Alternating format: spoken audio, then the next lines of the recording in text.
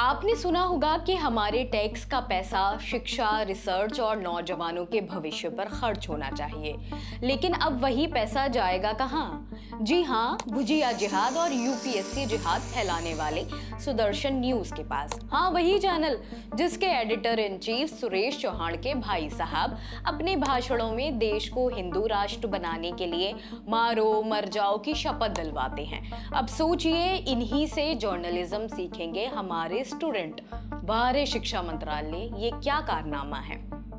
सबसे पहले जानते हैं कि आखिर पूरा मामला क्या है। शिक्षा मंत्रालय की इंडियन नॉलेज सिस्टम यानी कि आईकीएस योजना के तहत 2025-26 के लिए 1 महीने की इंटर्नशिप स्कीम पास हुई है। बाकी सारे प्रोजेक्ट आईआईटीज और यूनिवर्सिटीज को मिले हैं और अचानक लिस्ट में एक नाम चमकता है सुदर्शन न्यूज का, जिन्होंने अब तक सिर्फ नफरत, झूठ और प्रोपेगेंडा का लाइव टेलीकास्ट किया है। अब वही विद्यादान करेंगे। हर इंटर्न को 10,000 मिलेगा और चैनल को हर इंटर्न पर 5,000 रुपए ऑपरेशनल कॉस्ट मिलेगी। मतलब कुल मिलाकर 15 लाख रुपए, और वो भी जनता की ही जेब से।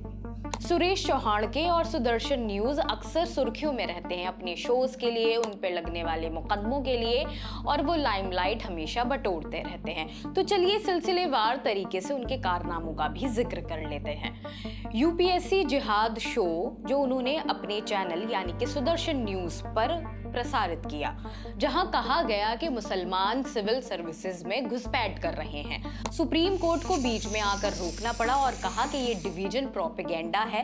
वहीं सूचना एवं प्रसारण मंत्रालय ने यूपीएससी जिहाद शो के प्रसारण के बाद चैनल को चेतावनी दी थी कि आगे से कंटेंट संभाल कर प्रसारित करें, क्योंकि ये शो प्रोग्राम कोड के उल्लंघन का शक पैदा करता है।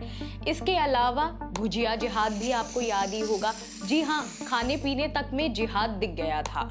दिल्ली दंगे 2020 भी आपको याद होगा। चैनल ने फेक न्यूज चलाई थी। आईबी अफसर अंकित शर्मा के साथ एक और मुस्लिम महिला को मारकर नाले में फेंक दिया गया। ये वाली न्यूज तो आपको याद ही होगी। इसके बाद पुलिस और ऑल्ट न्यूज ने इसे पूरी तरह झूठा साबित किया था। वहीं हिंदू युवा वाहिनी की शपथ सभा याद है ना? खुद चौहान की जी कैमरे पर बोलते हुए नजर आए, देश को हिंदू राष्ट्र बनाने के लिए जान देनी पड़े तो दे दो, जान लेनी पड़े तो ले लो। जब वो ऐसी शपथ दिलाते हैं तो वो संविधान को साइड में रख देते हैं, क्योंकि संविधान तो साइड में रखने वाली चीज है सुरेश चौहान के लिए।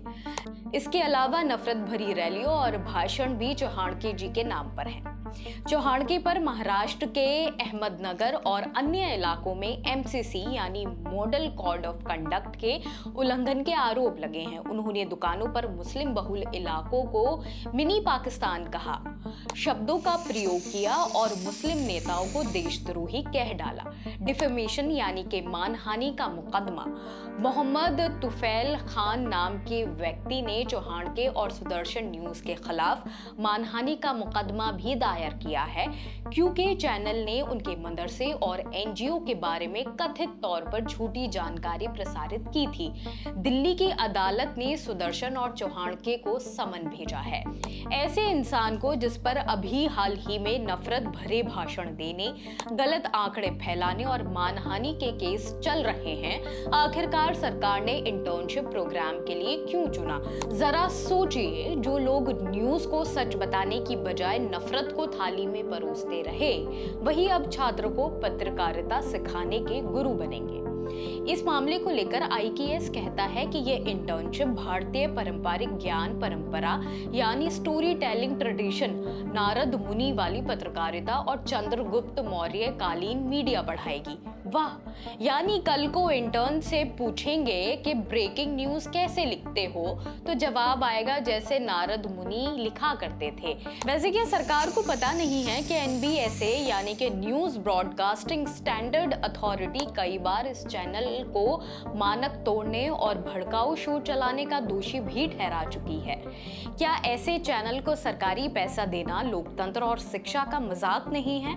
और सबसे अहम, क्या ये हमारी अगली पीढ़ी को पत्रकारिता सिखाना है या प्रोपेगेंडा बनाना है? कहते हैं कि शिक्षा इंसान को अंधविश्वास से बाहर निकालती है, लेकिन यहाँ तो शिक्षा मंत्रालय ही अंधविश्वास फैलाने वालों के साथ हाथ मिला रहा है। मतलब अब भुजिया जिहाद बाद पढ़कर इंटर्न पास होंगे और डिग्री मिलेगी।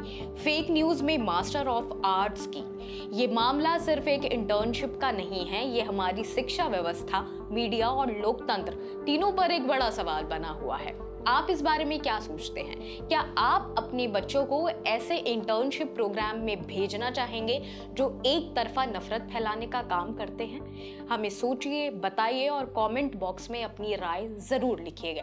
फिलहाल इस खबर में सिर्फ इतना ही। बाकी और खबरें देखने के लिए जुड़े रहिए ऑब्जर्वर पोस्ट के साथ। शुक्रिया।